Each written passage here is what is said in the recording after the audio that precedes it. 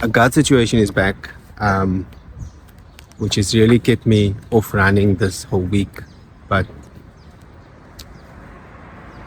yeah, it's the thing that actually held me back for so long.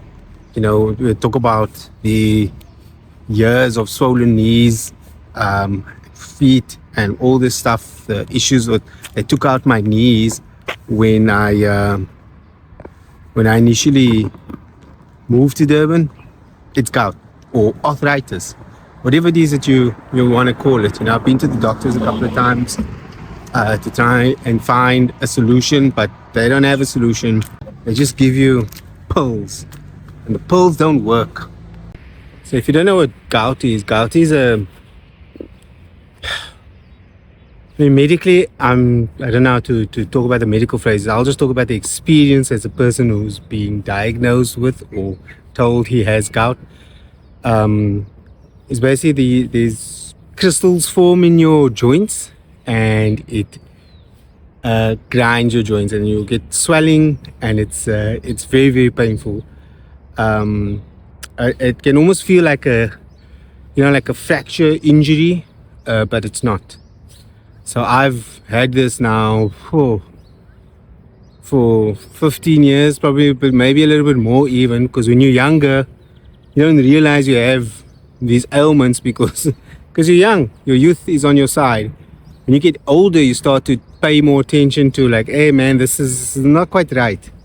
I think that's what happened to me.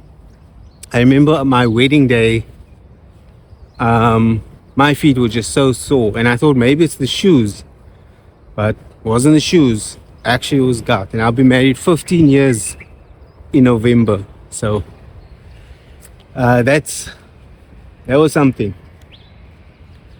And so now, after doing the Giba Gorge trail, I was like, oh, my foot's a bit sore. Now, it may have been sore because of the trail was quite a challenging run. I mean, it was my first very, very long trail. So above 21 Ks. And it was a lot of fun. I mean, the challenge was fun.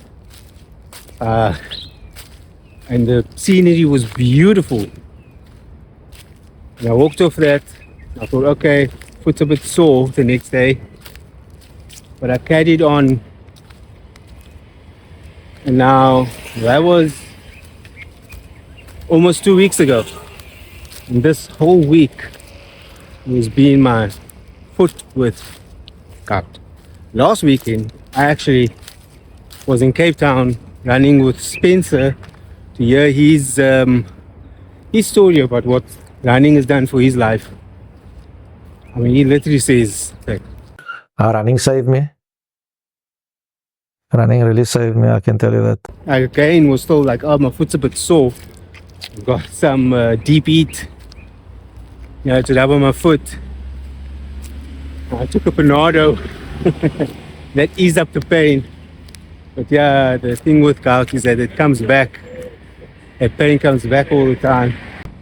So beautiful here.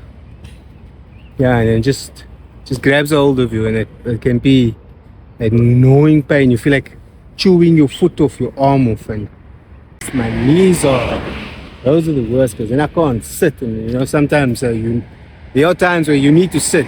It's important biologically. You can't, because my knees. So yeah, that was quite debilitating for a while. Let's carry on walking. Yeah, so gout's been quite a challenge for me for years now, and it's held me back for a long time. And this year, I just said, like, whatever, I'm gonna run through all the pain.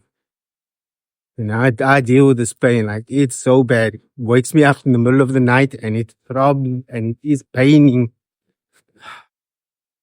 I've been an advocate for like running through the pain, like, because it's temporary. Pain is temporary, and that we're giving too easily. So I'm kind of been advocating for that now this year. Just having been what I've been through. And then I was having a conversation with Garth. Garth owns a gym. I don't want to call it a gym because I know it's not a gym, but it's explosive functional fitness.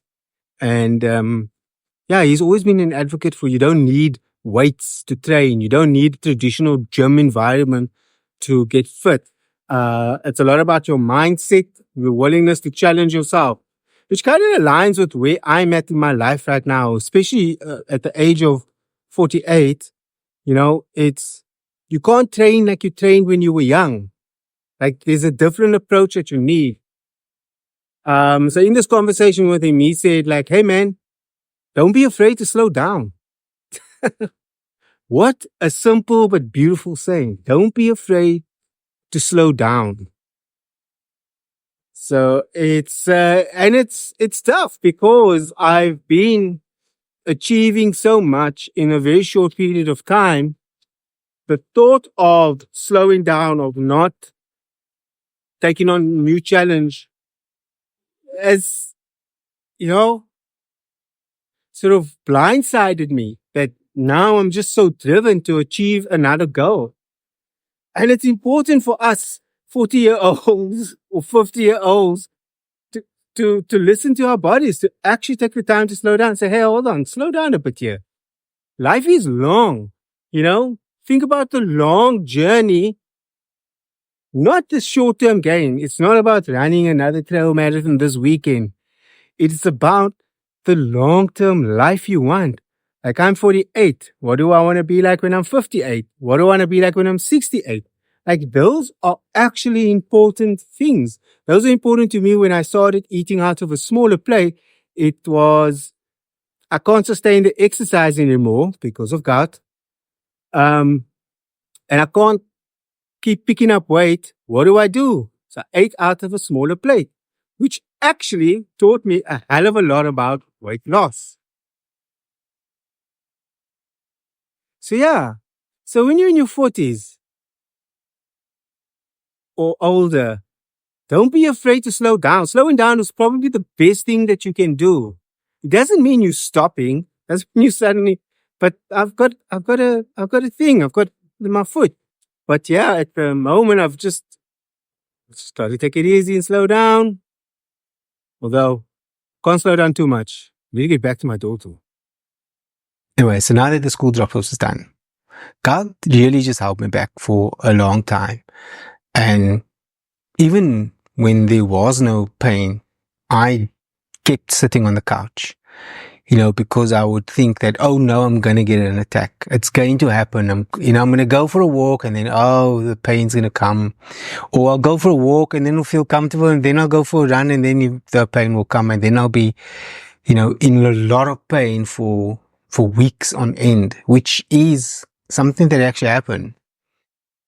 And I'm very happy now that it's not been like that. This pain that I'm going through, it's dissipating every day. I'm taking walks, even though it is painful to walk. I'm still taking walks. Whatever I can manage, I try and just work through it.